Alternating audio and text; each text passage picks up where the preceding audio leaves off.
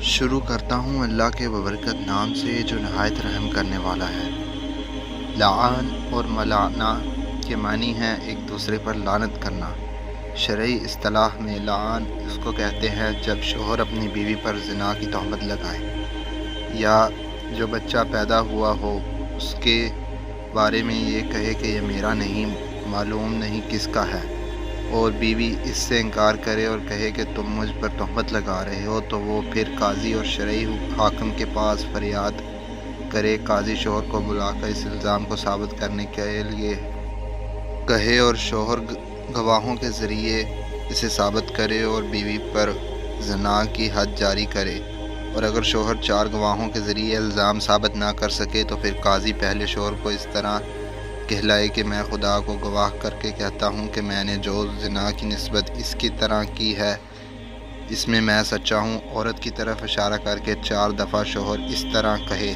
پھر 5ویں دفعہ مرد کی طرف اشارہ کر کے یوں کہے کہ اس مرد نے میری بیوی طرف جو زنا کی نسبت کی ہے، اگر اس میں یہ سچا ہے تو مجھ پر خدا کا غضب ٹوٹے۔ جب دونوں اس طرح ملعنت کریں تو حاکم دونوں میں جدائی کرا دے گا اور ایک طلاق بائن پڑ جائے گی، اور وہ عورت اس مرد کے لیے ہمیشہ کے لیے حرام ہو جائے گی۔ ہاں اگر اس کے بعد مرد خود اپنے آپ کو جھٹلائے، یعنی یہ اقرار کر لے کہ میں نے عورت پر جھوٹی تہمت لگائی تھی، تو اس صورت میں اس پر خود تہمت جاری کی جائے گی اور عورت سے پھر نکاح کرنا اس کے لیے درست ہو جائے گا۔ لیکن حضرت امام ابو یوسف یہ فرماتے ہیں کہ اگر مرد خود اپنے آپ کو جھٹلائے تب بھی عورت اس کے لیے ہمیشہ کے لیے حرام رہے گی۔ حضرت سہید ابن سعد سعدی کہتے ہیں کہ ایک صحابی عمیر اجلانی نے دربار رسالت میں حاضر ہو کر عرض کیا کہ یا رسول اللہ صلی اللہ علیہ وسلم، اس شخص کے بارے میں بتائیے جو اپنی بیوی کے ساتھ کسی اجنبی مرد کو پائے اور اسے یہ یقین ہو کہ اس مرد نے اس کی بیوی کے ساتھ زنا کیا ہے، کیا وہ اس مرد کو قتل کر ڈالے؟ اگر وہ اس کو مار ڈالے گا تو مقتول کے وارث اس کو قتل کر دیں گے، ایسی صورت میں وہ کیا کرے؟ آیا اور پر کوئی صبر کرے یا کوئی اقدام کرے؟ رسول کریم صلی اللہ علیہ وآلہ وسلم نے یہ سن کر اس سے فرمایا کہ تم میاں بیوی کے قضیمہ میں وحی نازل کی گئی ہے، جاؤ اپنی بیوی کو بلاؤ لاؤ۔ حضرت سہیل کہتے ہیں کہ عمیر اپنی بیوی کو بلائے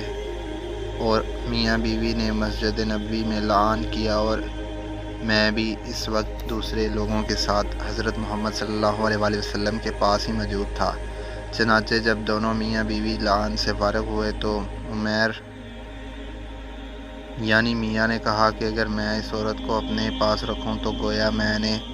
اس پر تہمت لگائی ہے۔ اس کے بعد انہوں نے اس عورت کو 3 بار طلاق دی۔ پھر رسول اللہ صلی اللہ علیہ وآلہ وسلم نے فرمایا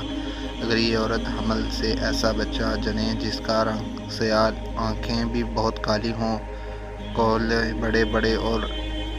دونوں پنڈلیوں کا گوشت بھرا ہوا ہو، تو میں اس کے علاوہ اور کچھ نہیں سمجھوں گا کہ عمیر نے اس عورت کے بارے میں جو کہا وہ سچ کہا ہے، کیونکہ عمیر نے حضرت جس مرد کی طرف زنا کی نسبت کی وہ اسی رنگ و صورت کا ہے، اور جب اس کی شابہت کا بچہ پیدا ہوگا تو یہی کہا جائے گا کہ وہ اسی کے نطفے سے ہے، اور اگر اس عورت نے ایسا بچہ جنا جس کا رنگ سرخ ہو اور بانمی کے رنگ کا معلوم ہوتا ہو، تو پھر میں اس کے علاوہ اور کچھ نہیں سمجھوں گا کہ عمیر نے اس کے بارے میں جھوٹ بولا ہے، یعنی عمیر چونکہ سرخ رنگ کے ہیں اس لیے بچے کی رنگت بھی سرخ ہو تو سمجھا جائے گا کہ بچہ عمیر کے نطفے سے ہی ہے، اور عمیر نے اپنی بیوی کو جھوٹی تہمت لگائی ہے۔ چنانچہ جب اس عورت کا بچہ پیدا ہوا تو اسی صورت کا تھا جس کی رسول اللہ صلی اللہ علیہ وسلم نے عمیر کی تصدیق کے لیے ذکر کیا تھا، یعنی وہ بچہ اس مرد کی شباہت کا تھا جس کی طرح سے عمیر نے زنا کی نسبت کی تھی۔ گویا عمیر کی بات سچ ثابت ہوئی۔ اس کے بعد وہ بچہ حضرت محمد صلی اللہ علیہ وسلم کے اس ارشاد کے مطابق اپنی ماں کی طرف منسوب کیا گیا۔ اگر کوئی شخص کسی غیر مرد کو اپنی بیوی کے ساتھ منہ کالا کرتا ہوا پائے اور وہ شخص اس مرد کو جان سے مار ڈالے تو اس کے بارے میں علماء کے اختلافی اقوال ہیں۔ کہ آیا وہ شخص جس نے اپنی بیوی کے ساتھ منہ کالا کرنے والے کو جان سے مار ڈالا ہے،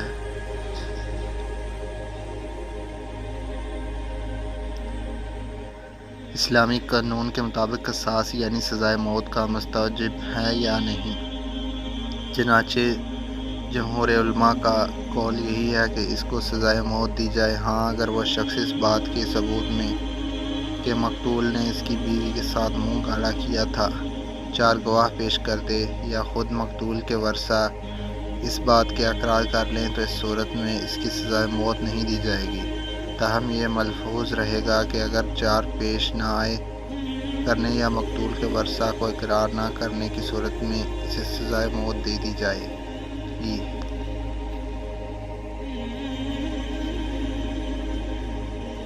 تو واقعے کے اعتبار سے وہ سچا تھا تو خدا کے نزدیک گناہ گار نہیں سمجھا جائے گا۔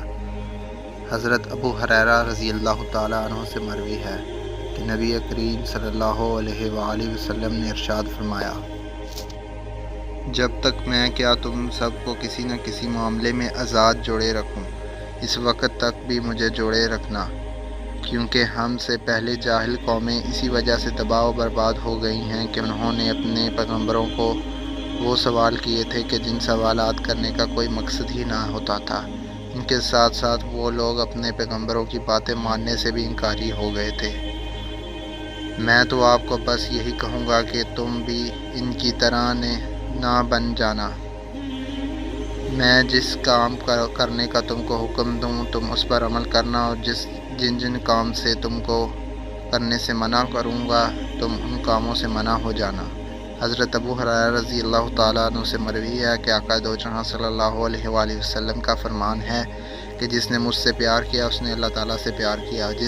جو مجھ سے ناراض ہے اللہ تعالیٰ اس سے ناراض ہے، جس نے میری پیروی کی اس نے خدا کی پیروی کی، جس نے میری نافرمانی کی اس نے اللہ تعالیٰ کی نافرمانی کی۔ عمومی احوال میں شریعت کا حکم یہ ہے کہ میاں بیوی ایک ہی بستر پر آرام کریں۔ کسی مقتول و متکبر وجہ کے بغیر شوہر کو الگ کمرے میں آرام نہیں کرنا چاہیے۔ بعض علماء نے شوہر کے بیوی کے ساتھ سونے کی سنت شمار فرمایا ہے، البتہ بعض حالات میں اگر شوہر کسی وجہ سے علیحدہ سوئے تو بیوی کو ایک ہی بستر پر سونے کا اصرار کرنا بھی درست نہیں ہے۔ مثلاً بیوی ایام کی حالت میں ہو اور ساتھ سونے کی صورت میں فتنے میں پڑنے کا اندیشہ ہو، یا اولاد ہونے کی صورت ہے، یا اولاد کے باشعور ہونے کی مدت کے بعد عموماً میاں بیوی بستر جدا رکھتے ہیں۔ جب شوہر تھکتا ماندہ اور آرام سے یا راحت کی ضرورت ہو تو ایسے مواقع پر علیحدہ سونے کی گنجائش بھی حدیث و فقہ کی کتاب سے معلوم ہوتی ہے۔ باقی ایام کی حالت میں اگر فتنے میں وقوع کا خطرہ نہ ہو تو میاں بیوی ساتھ سو سکتے ہیں، بلکہ یہود کی مخالفت کی وجہ سے ساتھ سونا چاہیے کہ وہ لوگ ایام میں عورت کو چھونا، ان سے ہاتھ کا پکا ہوا کھانا وغیرہ تک غلط سمجھتے تھے۔ حاصل یہ ہے کہ اس سلسلے میں میاں بیوی کے درمیان اتفاق و مفاہمت ضروری ہے۔ اس طرح کے معمولی باتوں کو جھگڑا یا افتراق کا باعث نہیں بنانا چاہیے، بلکہ دونوں کو ایک دوسرے کے حقوق اور اعزاز کے ساتھ لحاظ رکھنا چاہیے۔ شوہر کو بھی مستقل اپنا بستر بیوی سے جدا رکھنا اور بیوی کو حقوق کو نظر انداز کرنا جائز نہیں۔ نیز اظہار کی وجہ سے شوہر کبھی علیحدہ سوئے تو بیوی پر اصرار بھی نہیں کرنا چاہیے۔ مشکوتہ شریف میں بیان ہے کہ حضرت عائشہ رضی اللہ تعالیٰ عنہ سے مروی ہے کہ جب میں ناپاک ہو جاتی تھی تو میں خود ہی آقا صلی اللہ علیہ وآلہ وسلم سے الگ ہو سو جایا کرتی تھی۔ آپ صلی اللہ علیہ وسلم خود میرے ساتھ آ کر سو جایا کرتے۔ رسول اللہ صلی اللہ علیہ وآلہ وسلم نے فرمایا، مرد کو اپنی بیوی کے ساتھ اکٹھے ایک ہی بستر میں سونا افضل ہے، یہ کہ کسی ایک کا غضر ہو، اس لیے کہ مقصد ہم بستری کرنا نہیں ہے بلکہ مقصد بیوی کے دل کو خوش کرنا ہے۔ بیوی کے دل کو خوش کرنے کے لیے ایام کے دنوں میں بھی اس کے قریب ہو جانا گویا انبیاء کرام کی سنت مبارکہ ہے۔